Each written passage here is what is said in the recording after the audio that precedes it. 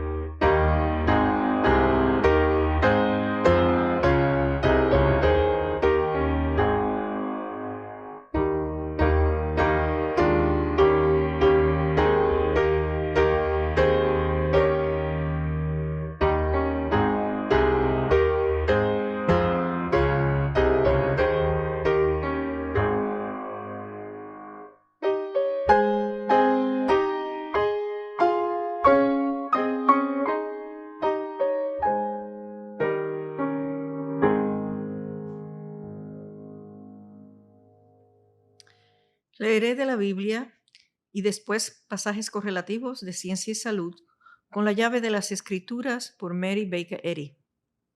La lectura de esta semana se inspiró en el tema Peregrino en la Tierra.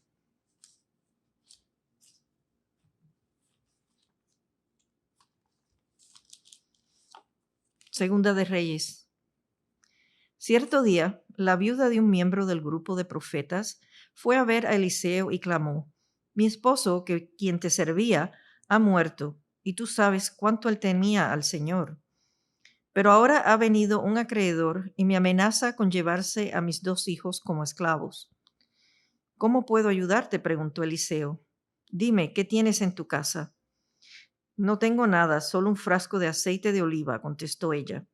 Entonces Eliseo le dijo: Pídele a tus amigos y vecinos que te presten todas las jarras vacías que puedan. Luego ve a tu casa con tus hijos y cierra la puerta. Vierte en las jarras el aceite de oliva que tienes en tu frasco y cuando se llenen, ponlas a un lado. Entonces ella hizo lo que se le indicó. Sus hijos le traían las jarras y ella las llenaba una tras otra. Pronto todas las jarras estaban llenas hasta el borde. Tráeme otra jarra, le dijo a uno de sus hijos. Ya no hay más, le respondió. Al instante, el aceite de oliva dejó de fluir.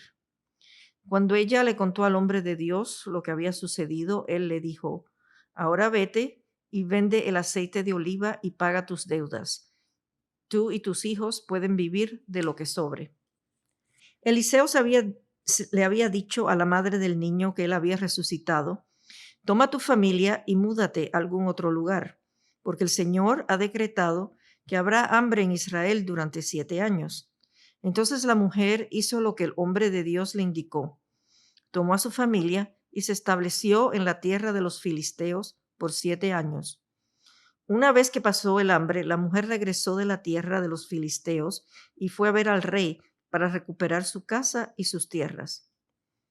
Cuando ella entró, el rey estaba conversando con Giezi, el sirviente del hombre de Dios, y acababa de decirle: Cuéntame alguna de las grandes cosas que ha hecho Eliseo. Cuando Giezi estaba relatándole al rey la ocasión en que Eliseo le había devuelto la vida a un niño, en ese preciso instante, la madre del niño entró para presentarle al rey la petición de su casa y de sus tierras. Mire, mi señor el rey, exclamó Giezi. Ella es la mujer y este es su hijo, el que Eliseo volvió a la vida. ¿Es cierto?, le preguntó el rey, y ella le contó la historia. Entonces el rey dio instrucciones a uno de sus funcionarios para que la mujer recuperara todo lo que había perdido, incluso el valor de todos los cultivos que se habían cosechado durante su ausencia. Isaías.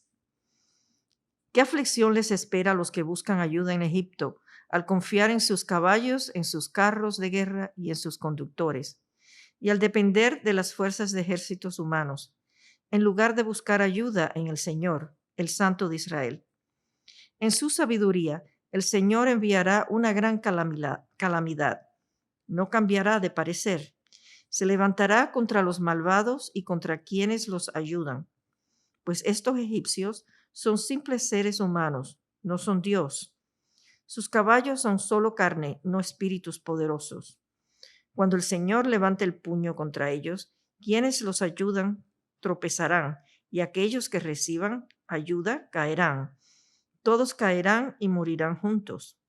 Pero el Señor me ha dicho, cuando un león joven y fuerte ruge sobre la oveja que ha matado, no le asustan los gritos ni los ruidos de toda una multitud de pastores. De la misma manera, el Señor de los ejércitos celestiales descenderá para pelear en el monte Sión. El Señor de los ejércitos celestiales se moverá en el aire sobre Jerusalén y la protegerá como un ave protege su nido. Defenderá y salvará a la ciudad, pasará sobre ella y la rescatará. Pueblo mío, aunque eres rebelde y perverso, ven y regresa al Señor. Yo sé que llegará el día glorioso cuando cada uno de ustedes desechará los ídolos de oro y las imágenes de plata que han hecho sus manos pecadoras.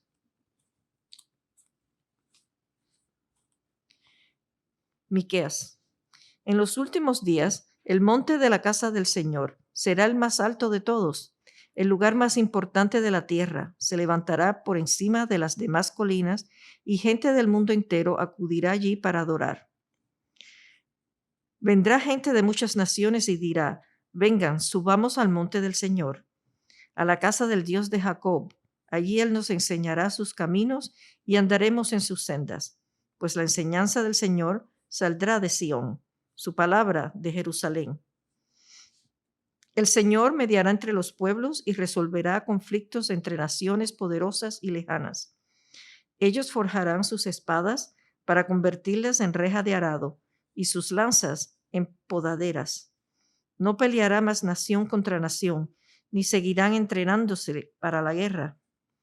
Todos vivirán en paz y prosperidad.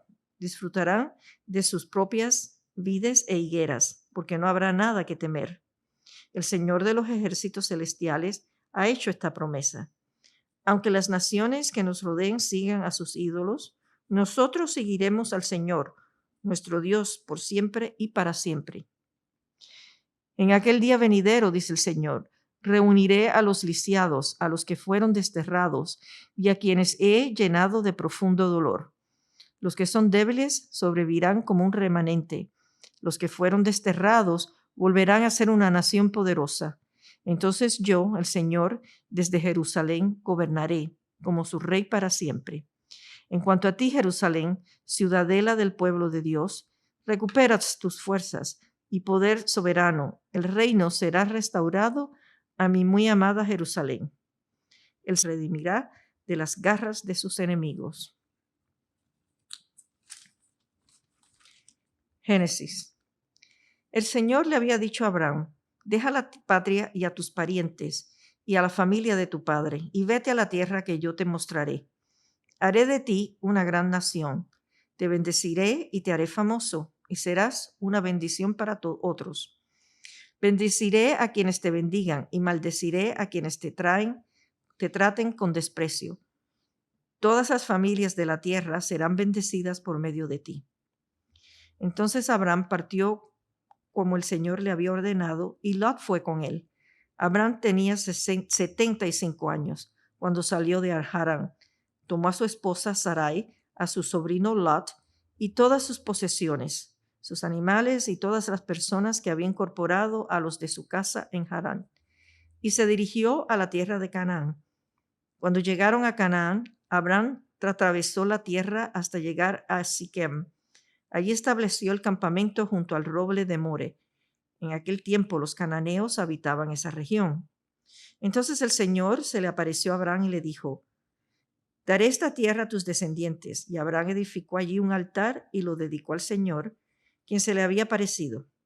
Después Abraham viajó hacia el sur y estableció el campamento en la zona montañosa situada entre Betel al occidente y Hai al oriente.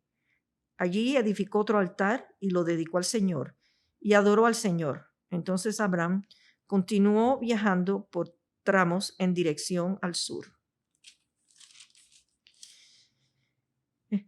Abraham se estableció en la tierra de Canaán y Lot movió sus carpas a un lugar cerca de Sodoma y se estableció entre las ciudades de la llanura.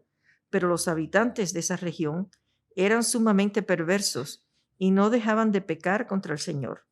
Después de que Lot se fue, el Señor le dijo a Abraham: mira lo más lejos que puedas en todas direcciones, al norte y al sur, al oriente y al occidente. Yo te doy toda esta tierra, tan lejos como alcances a ver, a ti y a tu descendencia, como posesión permanente. Y te daré tantos descendientes que como el polvo de la tierra será imposible contarlos. Recorre toda la tierra en cada dirección, pues yo te la entrego. Entonces Abraham mudó su campamento a Hebrón y se estableció cerca del robledo que pertenecía a Manre, y allí construyó otro altar al Señor. Pero Sara vio que Ismael, el hijo de Abraham, y de su sierva egipcia Agar, se burlaban de su hijo Isaac. Entonces ella se dirigió a Abraham y le exigió: echa fuera a esa esclava y a su hijo. Él no compartirá la herencia con mi hijo Isaac. No lo permitiré. Esto disgustó mucho a Abraham, porque Ismael era su hijo. Pero Dios le dijo a Abraham: no te alteres por el muchacho y tu sierva. Haz todo lo que Sara te diga, porque Isaac es el hijo mediante el cual procederán tus descendientes. Yo también haré una nación de los descendientes del hijo de Agar, porque él también es hijo tuyo. Así que a la mañana siguiente, Abraham se levantó temprano, preparó comida y un recipiente de agua, y amarró todo a los hombros de Agar. Luego la despidió junto con su hijo, y ella anduvo errante por el desierto de Beersheba. Cuando se acabó el agua, Agar puso al muchacho a la sombra de un arbusto. Entonces se alejó y se sentó sola a unos 100 metros de distancia.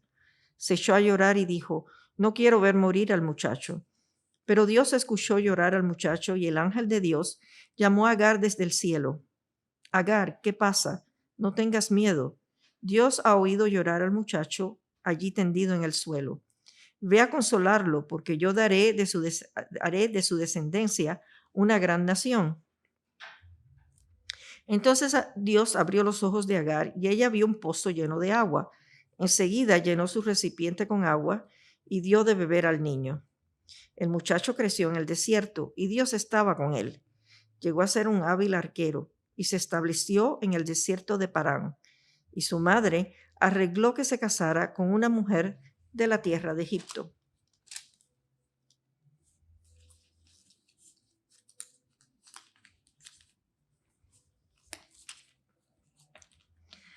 Apocalipsis. Entonces vi un cielo nuevo y una tierra nueva, porque el primer cielo y la primera tierra habían desaparecido, y también el mar. Y vi una ciudad santa, la nueva Jerusalén, que descendía del cielo desde la presencia de Dios como una novia hermosamente vestida para su esposo. Oí una fuerte voz que salía del trono y decía: miren, el hogar de Dios ahora está entre su pueblo. Él vivirá con ellos y ellos serán su pueblo. Dios mismo estará con ellos. Él les secará toda lágrima de los ojos y no habrá más muerte, ni tristeza, ni llanto, ni dolor. Todas esas cosas ya no existirán más. Y el que estaba sentado en el trono dijo: miren, Hago nuevas todas las cosas. Entonces me dijo, escribe esto, porque lo que te digo es verdadero y digno de confianza. También dijo, todo ha terminado. Yo soy el alfa y la omega, el principio y el fin. A todo el que tenga sed, yo le daré a beber gratuitamente de los manantiales del agua de la vida. Los que salgan vencedores heredarán todas esas bendiciones y yo seré su Dios y ellos serán mis hijos.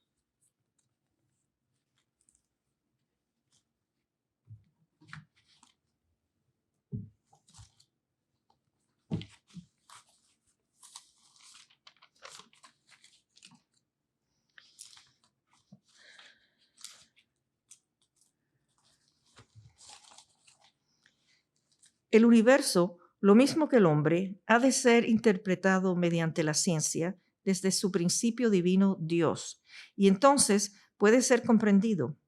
Pero cuando se explica sobre la base del sentido físico y se representa como sujeto a desarrollo, madurez y decadencia, el universo, lo mismo que el hombre, es y tiene que continuar siendo un enigma. La adhesión, la cohesión y la atracción son propiedades de la mente. Pertenecen al principio divino y apoyan el equilibrio de esa fuerza pensamiento que lanzó a la Tierra en su órbita y dijo a la ola orgullosa, hasta aquí y no más. El espíritu es la vida, la sustancia y la continuidad de todas las cosas. Andamos sobre fuerzas, retíralas y la creación tiene que desplomarse. El conocimiento humano, las llamadas fuerzas de la materia, pero la ciencia divina declara que pertenecen por entero a la mente divina. Son inherentes a esta mente y así las restituye a su justo lugar y clasificación. Los magos caldeos leían en las estrellas el destino de los imperios y la fortuna de los hombres, aunque ninguna revelación más elevada que el horóscopo les fue desplegada en el empíreo. La tierra y el cielo brillaban, y pájaros y flores gozaban en la perenne alegre luz solar de Dios, dorada con la verdad. Así tenemos la bondad y la hermosura para alegrar el corazón.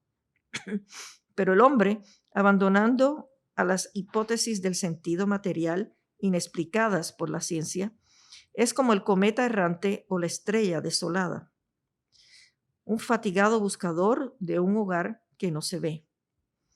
La rotación diaria de la Tierra es invisible al ojo físico y el Sol parece moverse de este a oeste, en vez de la Tierra de oeste a este, hasta que fue refutado por perspectivas más claras de los hechos impercederos. Este falso testimonio de la vista engañó el juicio e indujo a conclusiones falsas.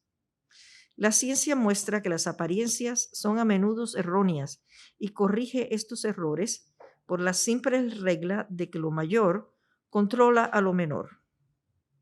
El Sol es la inmovilidad central en lo que concierne a nuestro sistema solar y la Tierra gira alrededor del Sol una vez al año, además de rotar sobre su propio eje diariamente.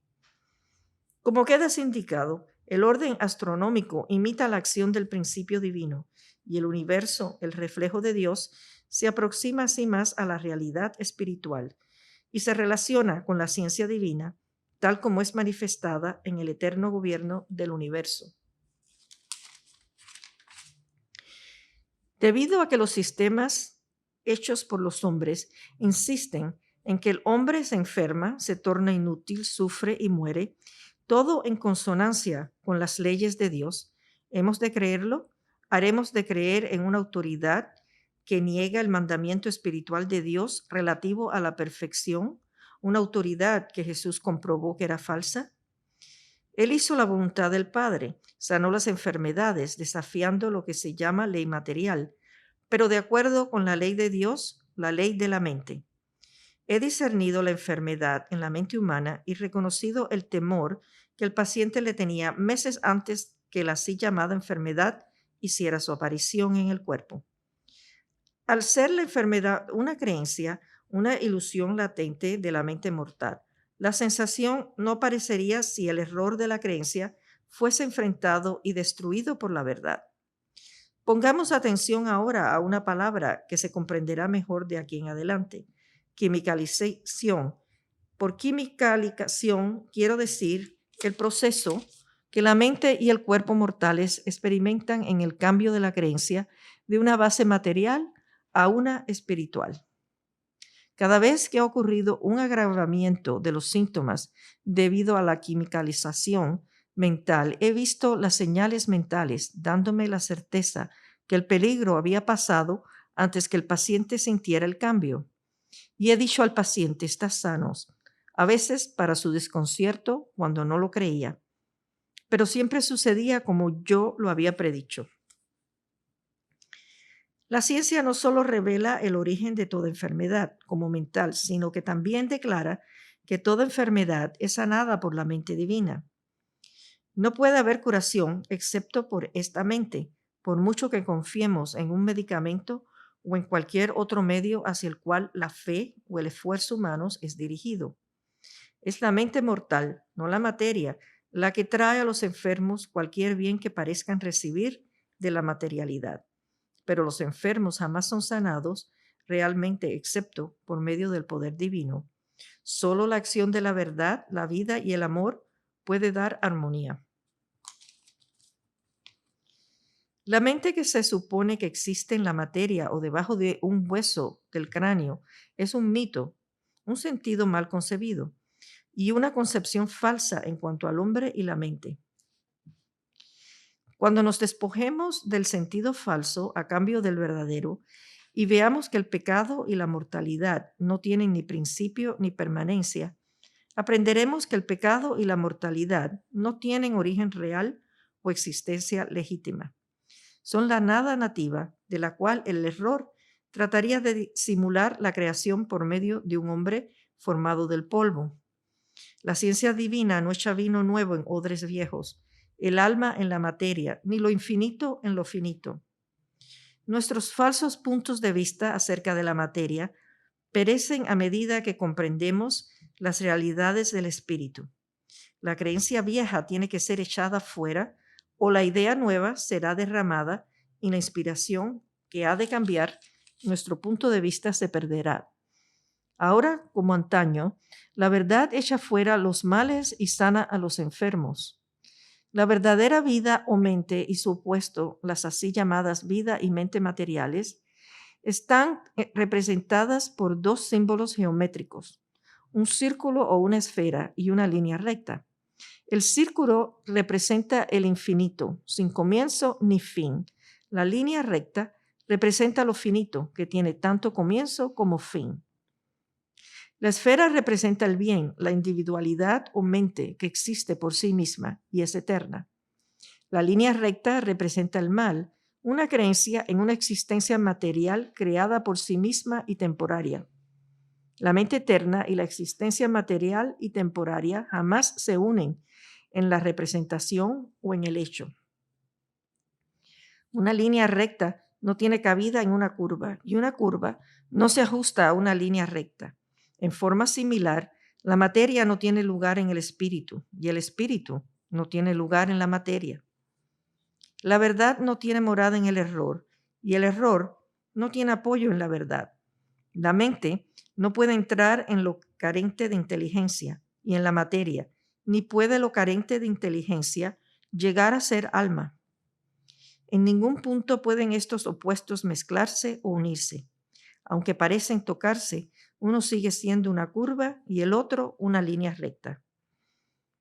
No hay poder inherente en la materia, pues todo lo que es material es un pensamiento material, humano y mortal, siempre gobernándose erróneamente.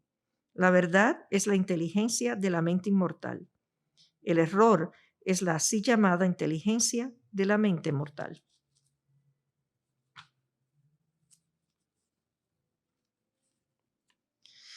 La verdad no tiene comienzo. La mente divina es el alma del hombre y da al hombre dominio sobre todas las cosas.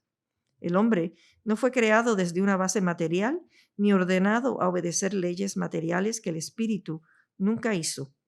Su esfera está en los estatutos espirituales, en la ley más elevada de la mente, por encima del fragor la oscuridad y el caos terribles del error, la voz de la verdad todavía llama: Adán, ¿dónde estás tú? Conciencia, ¿dónde estás? ¿Estás morando en la creencia de que la mente está en la materia y que el mal es mente, o estás en la fe viviente de que no hay y no puede haber sino un único Dios y guardando sus mandamientos? Hasta que no se aprenda la lección de que Dios es la única mente que gobierna al hombre, la creencia mortal tendrá miedo como lo tuvo al comienzo y se esconderá de la pregunta: ¿dónde estás tú? Esta pregunta terrible, Adán, ¿dónde estás tú?, es respondida por la confesión de la cabeza, el corazón, el estómago, la sangre, los nervios, etc. Heme aquí buscando felicidad y vida en el cuerpo, pero encontrando solo una ilusión, una mezcla de falsas pretensiones, falso placer, dolor, pecado, enfermedad y muerte. Los patriarcas, inspirados por el alma, oían la voz de la verdad y hablaban con Dios tan conscientemente como un hombre habla con otro hombre. Lo que denominamos mente mortal o mente carnal, dependiente de la materia para manifestarse, no es la mente. Dios es la mente. Todo lo que la mente, Dios es o ha hecho, es bueno y Él hizo todo. Por tanto, el mal no fue hecho y no es real. El alma es inmortal porque es el espíritu, el cual no tiene ningún elemento de destrucción propia. ¿Está el hombre perdido espiritualmente? No, solo puede perder un sentido material.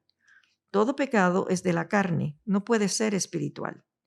El pecado existe aquí o en el más allá solo mientras perdura la ilusión de que hay mente en la materia. Es un sentido de pecado y no un alma pecaminosa lo que se pierde. El mal es destruido por el sentido del bien, a través de las falsas estimaciones de que el alma mora en el sentido y de que la mente mora en la materia. La creencia se extravía hacia un sentido de pérdida o ausencia temporarias del alma, la verdad espiritual. Mientras creemos que el alma pueda pecar o que el alma inmortal está en el cuerpo mortal, jamás podemos comprender la ciencia del ser. Cuando la humanidad sí comprende esta ciencia, llegará a ser la ley de la vida para el hombre, es decir, la ley más elevada del alma que prevalece sobre el sentido material mediante la armonía y la inmortalidad. Los objetos conocidos por los sentidos físicos no tienen la realidad de la sustancia. Ellos son únicamente lo que la creencia mortal los llama. La materia, el pecado y la mortalidad pierden toda supuesta conciencia o pretensión de vida o existencia a medida que los mortales desechan un sentido falso acerca de la vida, la sustancia y la inteligencia. Pero el hombre espiritual eterno no es tocado por estas fases de la mortalidad. La exigencia divina, sed pues vosotros perfectos, es científica, y los pasos humanos que conducen a la perfección son indispensables. Son coherentes quienes velando y orando pueden correr y no cansarse, caminar y no fatigarse, quienes logran el bien rápidamente y mantienen su posición o lo ganan lentamente y no se rinden al desaliento. Dios requiere perfección, pero no hasta que se pelee la batalla entre el espíritu y la carne y se logre la victoria. Dejar de comer, beber o vestirse materialmente antes de que las verdades espirituales de la existencia se hayan ganado paso a paso no es legítimo. Cuando esperamos pacientemente en Dios y buscamos con rectitud la verdad, Él endereza nuestra vereda. Los mortales imperfectos captan la perfección espiritual final lentamente, pero empezar bien y continuar la lucha de demostrar el gran problema del ser es hacer mucho. Durante las épocas sensuales, puede que la ciencia cristiana absoluta no sea alcanzada antes del cambio llamado muerte, pues no tenemos el poder de demostrar lo que no comprendemos. Pero el yo humano debe ser evangelizado. Dios exige que aceptemos esta tarea con amor hoy mismo y que abandonemos lo material tan pronto como sea práctico y nos ocupemos en lo espiritual, lo cual determina lo exterior y verdadero. Si te aventuras sobre la tranquila superficie del error y simpatizas con el error, ¿qué perturbará las aguas? ¿Qué arrancará la máscara al error? Si echas tu barca sobre las siempre agitadas pero saludables aguas de la verdad, encontrarás tempestades. De tu bien se hablará mal. Esto es la cruz. Tómala y llévala, pues por medio de ella ganas y te ciñes la corona. Peregrino en la tierra, tu morada es el cielo. Extranjero, eres el huésped de Dios.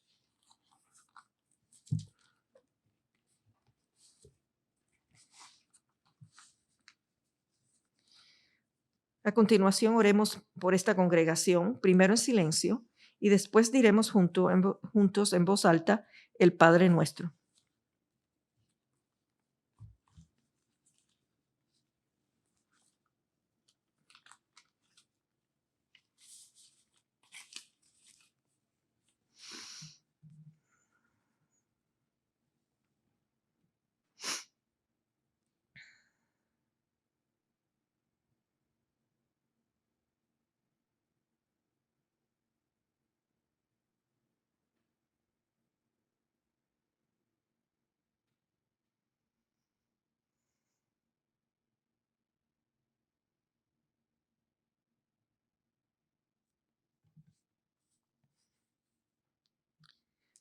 Padre nuestro que estás en los cielos, santificado sea tu nombre. Venga tu reino. Hágase tu voluntad, como en el cielo, así también en la tierra. El pan nuestro de cada día, dánoslo hoy. Y perdónanos nuestras deudas, como también nosotros perdonamos a nuestros deudores. Y no nos metas en tentación, mas líbranos del mal. Porque tuyo es el reino y el poder y la gloria por todos los siglos.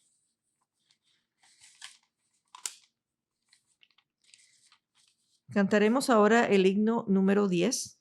Yo leeré el primer verso. Todo el poder es del Señor, en Él confiar podemos.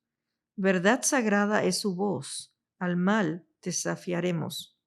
Vencer el mal podrás, con Dios no temerás. Escudo es el Señor, muy grande es su poder, su reino es eterno. Himno número 10.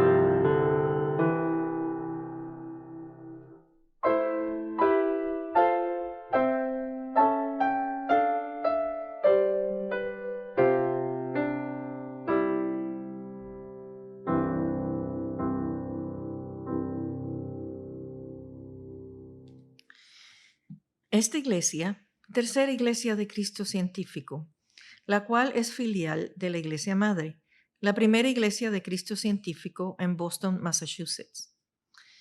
Tenemos servicios en español el domingo a la 1 de la tarde y una reunión de testimonios el miércoles a las 5:30 de la tarde. En inglés tenemos servicios los domingos a las 11 de la mañana y los miércoles a las 7:30 de la noche. Todos los servicios están en línea y en persona. Tercera Iglesia mantiene una sala de lectura en el primer piso de este edificio. La sala de lectura ofrece un lugar tranquilo para la oración y el estudio, y todos son bienvenidos. Aquí puede comprar libros y grabaciones sobre la ciencia cristiana. El horario de la sala de lectura es de lunes a viernes, de la 1 hasta las 4 de la tarde. Tercera Iglesia ofrece clases de la escuela dominical en línea y en persona para niños y adolescentes todos los domingos. En la escuela dominical, los estudiantes pueden aprender cuánto Dios los ama. También aprenden sobre los personajes y lecciones de la Biblia y el poder sanador de la verdad. Para más información sobre horarios y clases, envíenos un correo electrónico a thirdchurch@thirdchurchnyc.com. También le invitamos a escuchar el programa El Heraldo de la Ciencia Cristiana en la radio Guado 1280 AM, todos los sábados a las 9 de la mañana. La ciencia cristiana es una religión sanadora. Ahora todos ustedes, presentes y en línea, están invitados a compartir experiencias, testimonios y observaciones sobre la ciencia cristiana y apoyar a la congregación con oración. Si usted está escuchando por teléfono y le gustaría compartir un testimonio, presione el asterisco y luego el número 6. Nuestro técnico está escuchando y activará su voz. En este momento tendrá la palabra. Favor de hablar directamente al micrófono de su teléfono, no use el altavoz, para que podamos escucharlo mejor. Si está asistiendo por Zoom, favor de activar su micrófono y tendrá la palabra. Si lo prefiere, puede escribirnos y enviarnos su testimonio vía correo electrónico a thirdchurchnyc.com. Leeré a continuación un testimonio del Heraldo de la Ciencia Cristiana de Rosario Iris Corrotti de Uruguay. Este salió en el número de mayo del 2015 del Heraldo de la Ciencia Cristiana. Desde niña, mis familiares me decían que como mis dos abuelas tenían diabetes, yo también sufriría de ella, por lo que crecí con la idea de que esa enfermedad era inevitable y natural. Ya de jovencita comencé a tener todos los síntomas que tenía la abuela que vivía conmigo, por lo que me hacían análisis regularmente y vivía haciendo un régimen estricto. Con el tiempo me casé y tuve que dejar mi trabajo porque a mi esposo no le gustaba que trabajara. Así que años después, cuando me abandonó con 3 hijos pequeños, yo no tenía ninguna entrada. En ese entonces, mis padres estaban enfermos e internados en distintos hospitales, así que me resultaba difícil atenderlos a ellos y a los niños. Me sentía tan agobiada por las responsabilidades que el temor que tenía por los síntomas de diabetes recrudeció. Para distraerme, visitaba a una vecina y siempre le pedía algo para leer. Un día me dio una revista que yo no conocía, El Heraldo de la Ciencia Cristiana, y me señaló un artículo que hablaba del matrimonio y el divorcio. Lo empecé a leer y sentí que el autor me estaba hablando a mí, que lo había escrito para mí, que me amaba. Incluía el pasaje bíblico: no temas porque yo estoy contigo. No desmayes porque yo soy tu Dios, que te esfuerzo. Siempre te ayudaré. Siempre te sustentaré con la diestra de mi justicia. Y este pasaje es de Isaías 41, versículo 10. La lectura de ese artículo me hizo sentir muy bien, Para cuando acabé de leer ese artículo, mi perspectiva de las cosas habían empezado a cambiar. Así que decidí leer otros artículos. Todos me daban consuelo, me hablaban directo al corazón, me decían que yo podía, que yo servía, me decían que Dios me amaba. Esto me impulsó a leer el libro Ciencia y Salud con la llave de las Escrituras por Mary Baker Eddy. Y encontré el concepto de Dios como amor, como padre, como madre, como el que nos ama a todos por igual.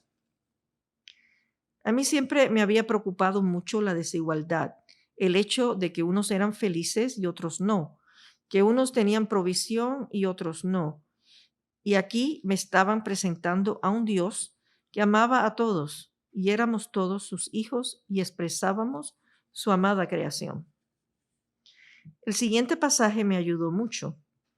Las piedras principales en el templo de la ciencia cristiana han de encontrarse en los siguientes postulados: que la vida es Dios, el bien, y no el mal, que el alma es impecable y no ha de ser encontrada en el cuerpo, que el espíritu no está y no puede ser materializado, que la vida no está sujeta a la muerte, que el hombre espiritual y verdadero no tiene nacimiento, ni vida material, ni muerte. Este pasaje está en la Ciencia y Salud, página 288. Empecé a sentirme parte del mundo de nuestro Padre, Madre Dios, donde el Espíritu se expresa en vida, verdad y amor. Comencé a sentir amor por mí misma. Entendí que formaba parte de la creación divina y esto quería decir que Dios me protegía y me cuidaba de mí y de todos. No había diferencias, no había privilegios, no había nada que fuera injusto. Era realmente el mundo en el que todos deseamos vivir. Cuando leí la definición de hombre, fue para mí como llegar a la cima del conocimiento verdadero. Dice que el hombre no es material, sino idea, la imagen del amor, que no es el físico. Y esto está en Ciencia y Salud, página 475. Esto me llevó a leer el primer capítulo del Génesis en la Biblia. El mismo afirma que el hombre fue creado a imagen y semejanza de Dios, es decir, que somos la culminación de su creación, y toda la creación es buena en gran manera. Esto me ayudó a dejar atrás, poco a poco, las creencias materiales que nos agobian y hacen que se manifiesten la enfermedad, el pecado y la muerte. El temor a la enfermedad comenzó a desaparecer y dejé de usar medicamentos. A través de esta nueva perspectiva de la vida, pude encontrar trabajo muy pronto, lo cual me ayudó a responder a los problemas económicos que enfrentaba. Me sentí agradecida, feliz y útil. Aprendí a incluir a toda mi familia en mis oraciones, sabiendo que ellos también son los hijos amados de Dios. Empecé a agradecer al amor divino porque me di cuenta de que cuando uno enfrenta desafíos, el estudio de la ciencia cristiana nos ayuda a estar conscientes de la realidad. Y ya no vemos al que sufre como un pobre ser humano, sino como alguien que está por despertar de sus creencias materiales y entra en el mundo del espíritu, donde todos somos sus hijos. Todos somos su imagen y semejanza. Al dedicar mi tiempo a la lectura de Ciencia y Salud, todas las experiencias que había tenido por la creencia en la herencia se esfumaron. Los síntomas de diabetes desaparecieron y nunca volvieron a manifestarse. Para mí fue como si las cadenas, aquellos lazos carnales que me habían tenido atada, se hubieran roto. Había despertado a una vida completamente nueva. Solo pude decir gracias a Dios por su don inefable. Esto es de Corintios 9:15. Y el testimonio es de Rosario Iris Corrotti, de Montevideo, Uruguay. Gracias a su presencia, su oración y su apoyo a esta congregación durante el servicio. Concluiremos ahora cantando el himno número 7. Leeré el primer verso. La luz del día aquí conmigo está. Desaparece ya la oscuridad. Tú das la fuerza y la libertad. Siempre contigo viviré verdad. Número 7.